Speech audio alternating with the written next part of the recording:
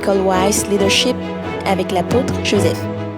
Toute la parole est écrite, toute la parole de Dieu est écrite pour que vous priez avec et que vous recevez de grands exaucements, des miracles.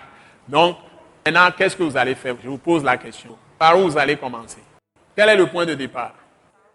Bon, quelqu'un dit la parole. Être en Christ, comment tu vas être en Christ?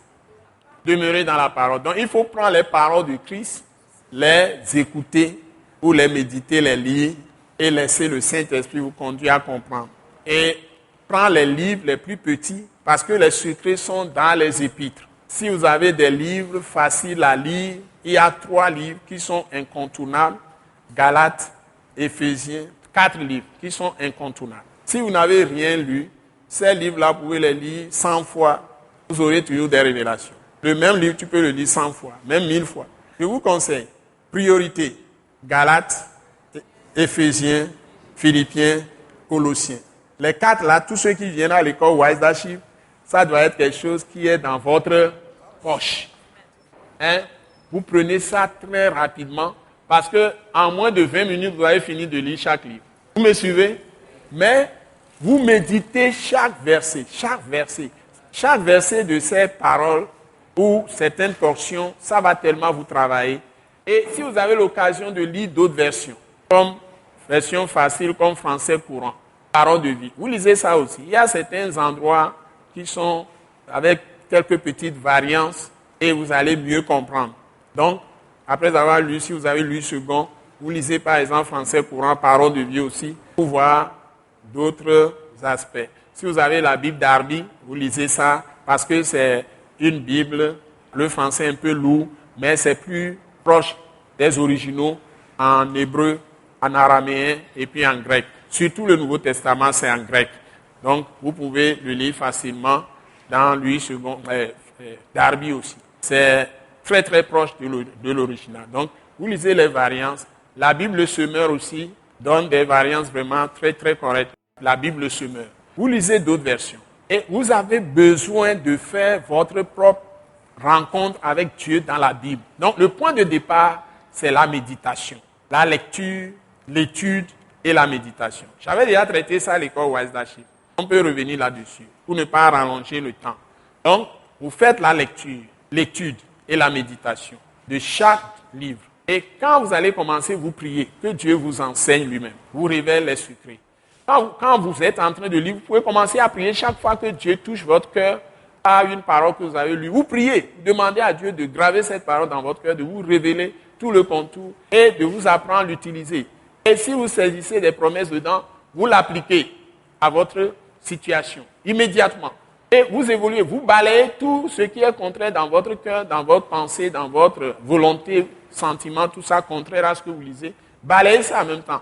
Purifiez-vous par le sang de Jésus. Demandez à Dieu si vous avez vu des choses que Dieu vous interpelle, vous touche et vous n'arrivez pas à faire ou bien des erreurs que vous faites.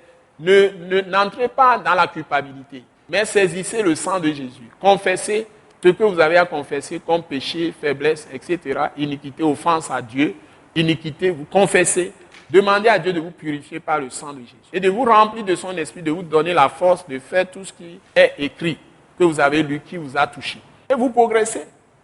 Quand vous finissez ces livres, vous allez dans les autres épîtres. Vous pouvez revenir sur Romains. Romains, c'est dense.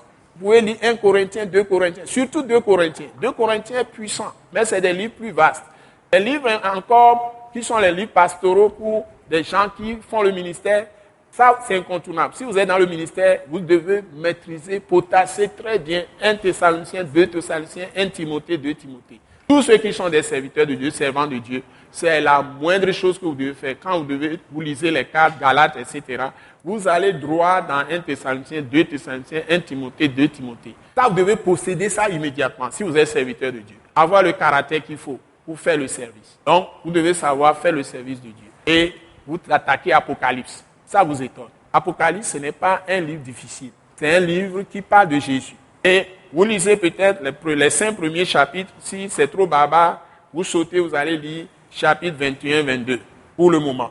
Et puis, vous attaquez les épîtres de Jacques, épîtres de Pierre, épîtres de Jean. Vous voyez? Donc, quand vous lisez suffisamment les épîtres, et vous les possédez, vous les mettez dans la poche, vous revenez sur les évangiles. Parce que les évangiles sont donnés pour vous montrer comment vous devez opérer, simplement comme Jésus, parce qu'il est votre modèle. Les révélations ne se trouvent pas dans les évangiles. Les évangiles sont remplis de lois de Moïse. Donc tout ce que Jésus traite dans les évangiles s'adresse aux hommes de loi. Donc ce n'est pas votre guide. Votre guide, c'est dans les épîtres. Maintenant, quand vous finissez les épîtres, vous revenez dans les évangiles. Là, vous voyez Jésus en action. Tout ce que Jésus est en train de faire, c'est ce que Dieu vous montre que vous devez faire. C'est tout. Ses façons de parler, son attitude, sa façon de patienter ou de contourner les gens, ou son agressivité contre ceux qui sont les faussaires de la parole du Christ, qui égarent le peuple. Il est dur avec eux, mais il est très gentil avec tous ceux qui font appel à lui. Vous devez avoir cette attitude. Nous croyons que vous avez été bénis et édifiés à l'écoute de ce message et vous exhortons à persévérer dans la grâce de Dieu. Pour plus d'informations et pour écouter d'autres puissants messages, merci de nous contacter au numéro indicatif 228 90 04 46 70 ou de visiter le site web atacinternational.org. Soyez bénis en Jésus-Christ.